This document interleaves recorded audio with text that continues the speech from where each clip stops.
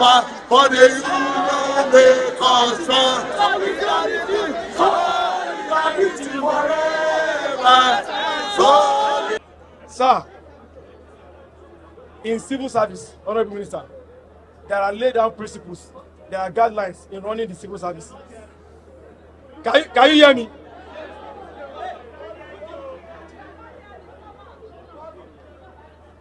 There are guidelines and principles in running the civil service. No one is a sole administrator. It doesn't happen in civil service. Please calm down. We were surprised for us to come to office this morning and we found out the security personnel told us that you gave instruction for them to lock the gate. Sir, to us, you have actually placed the cart before the horse. Since you came in, have you had any issue with you? No. And you have never deemed it fit to call us as stakeholders to address us if you have challenges. Rather than all these things, we see your media castigating us as civil servants. It's uncalled for. It's uncalled for.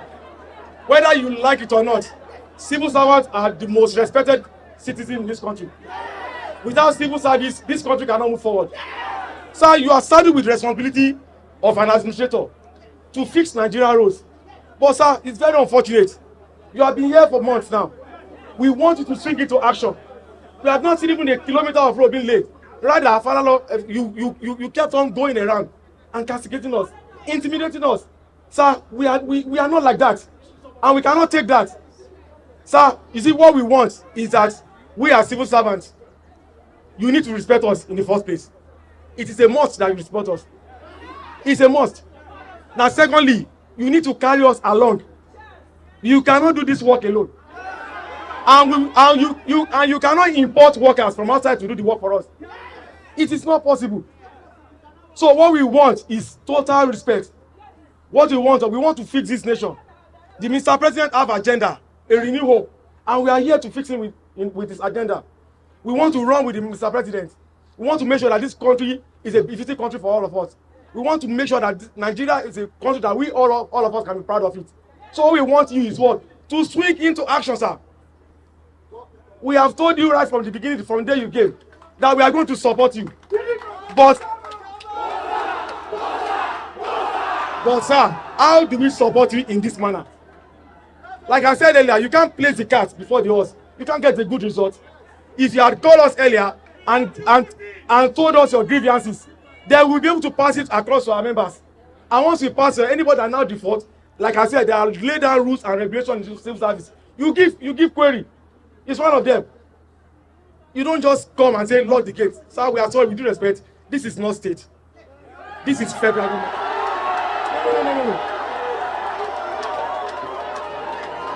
No.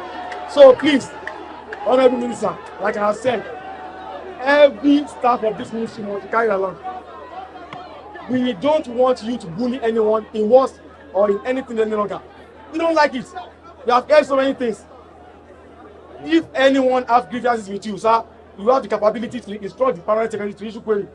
And with that, we can run the civil service smoothly. Thank you very much. Number one, nobody locked the gates.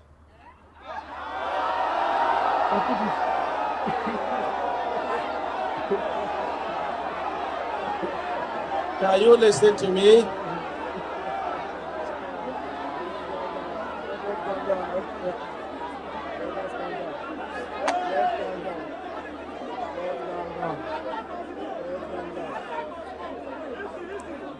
Let's calm down.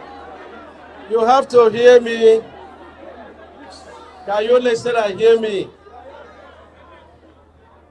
We needed to get your attention and listen to me. I came here on 22nd of August, and I came with two agendas. Number one is the welfare of the workers. And are you listening to me?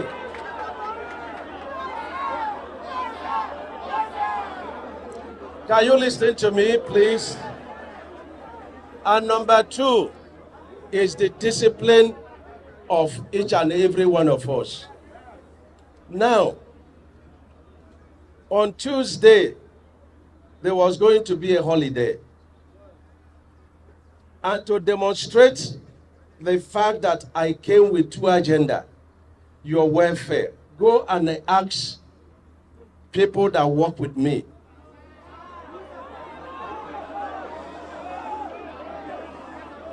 Listen,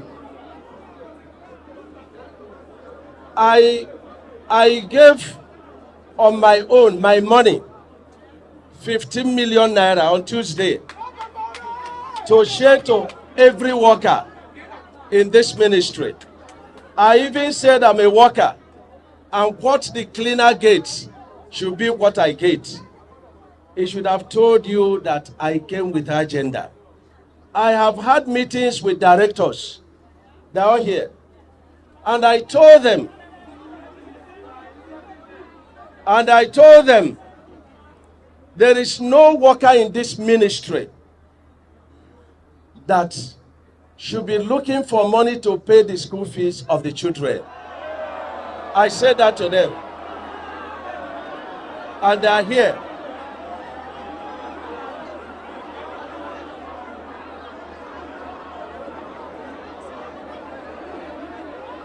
Can you listen? Is that the way your workers behave? They say I should talk to them, and they can't listen. Can you listen to me? Not to worry. The taste of the food is in the eating. Is that okay? So don't worry about what I have told you. Now, this morning, since the 22nd of August, I would come to work. I see workers coming to work by 12 o'clock. Listen. By 1 o'clock, I've had to send some of them to the PAM secretary to talk to them. Just a week ago, I called all the directors. I said, without discipline, it's difficult. I come to work and ask for files. Some of the staff are not yet in the office to provide the files. By 3 o'clock, I asked for files. Some workers would have left. So I now spoke to them. I said, can we agree? Because I know the situation in Abuja. Can we agree on the time that workers will come to work and the time that workers can close? And I offer that workers should come to work by 9 o'clock. That's what I offer to them. It's supposed to be transmitted to the workers, I believe. And now, well, that is the meeting. They are here. That's the meeting I had with them. And so, because I can't do without you, and you cannot do without me. So we must have...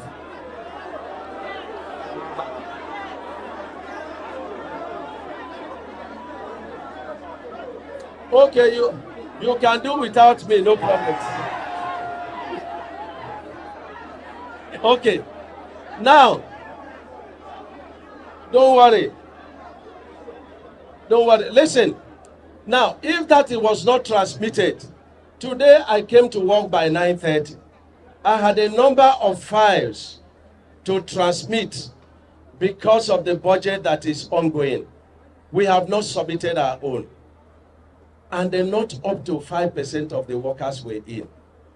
I told the human resources, I need to get the attention of the workers. I needed to come and address you at the gate. That was it.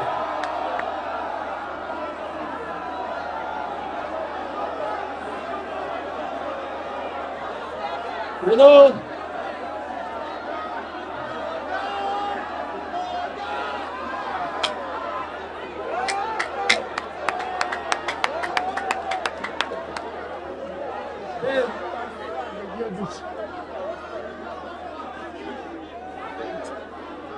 then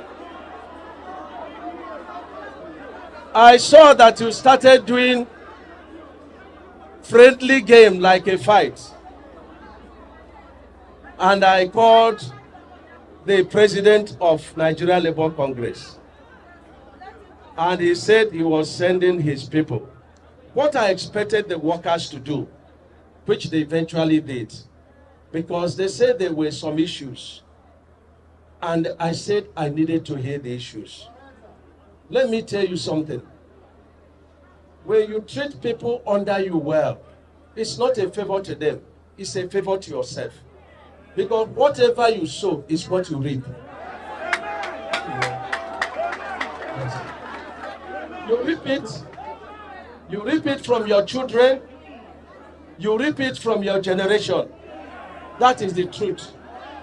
Now, let me tell you something. Let me address the chairman, his concerns. I want you to hear me on the concerns of the chairman. Then, if I'm lying, allow me to finish the line.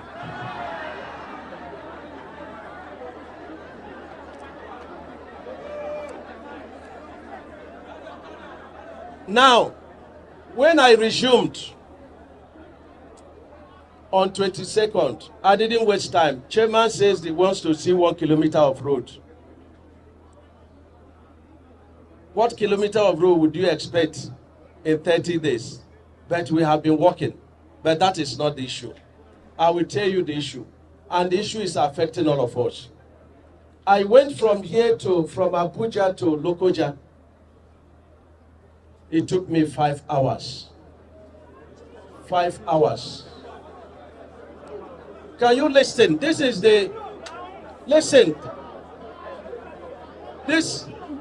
This consensus, listen to me so that you will get the truth. Okay? You will get the truth. Let us not, move against ourselves. Listen to me and hear me.